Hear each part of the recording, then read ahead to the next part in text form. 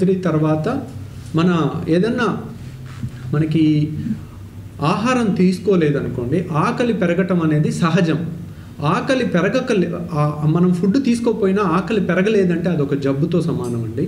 ఎందుకంటే ఇప్పుడు మనుషులందరికీ ఫుడ్ లేకపోతే ఆకలి పెరగలేదనుకోండి, మానవ జాతి ఎప్పుడో అంతరించిపోయి ఉండేది. సో ఫుడ్ లేదు, నీ ఆకలి పెరిగితే మన మైండ్ కాన్సన్ట్రేషన్ కూడా ఏ వర్క్ మీదకి వెళ్ళదు, చికాకు పెరిగిపోయి ఓన్లీ ఫుడ్ మీదకే దృష్టి వెళ్తుంది. మన మైండ్ కాన్సన్ట్రేషన్ అంతా ఫుడ్ మీదకే వెళ్తుంది. సో మనం ఫుడ్ తీసుకోకపోవటం వల్ల ఆకలి పెరగటం అనేది చాలా ప్రొటెక్టివ్ మెకానిజం. సన్నగా ఉన్న వాళ్ళు కానీ ఎవరైనా కానీ మనుషులకి ఆకలి ఉంటే వాళ్ళు మనం చాలాసేపు ఫుడ్ తీసుకోలేదు కాబట్టి మనం ఫుడ్ తీసుకోవాలనే వైపు వచ్చే హార్మోన్స్ వల్ల మన బ్రెయిన్ అలా ప్రేరేపిస్తుందండి. దానివల్ల మనకి ఆకలి తీసుకోవటం జరుగుతుంది. ఫుడ్ కోసం వెళ్ళటం, ఫుడ్ తింటే కానీ మళ్ళీ ఆ చికాకు అనేది తగ్గదు. సో ఈ విధంగా మనకి బేరియాట్రిక్ సర్జరీ తర్వాత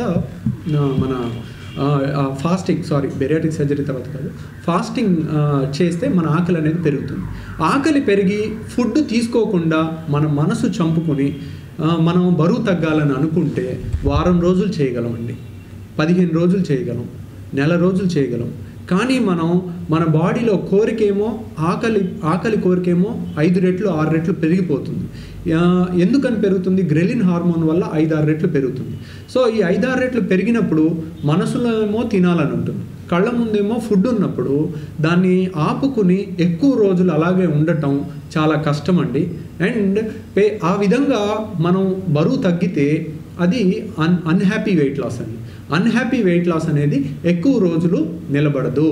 సో ఎప్పుడో ఒకసారి వి విల్ బ్రేకప్, అంటే ఒక 15 డేస్ తర్వాత కానీ నెల రోజుల తర్వాత కానీ ఇదే లైఫ్, ఇంకా అన్నం తినకుండా అని ఉంటుంది. లేకపోతే ఒకవేళ తెలియకుండా కూడా తినేయటం జరుగుతుంది.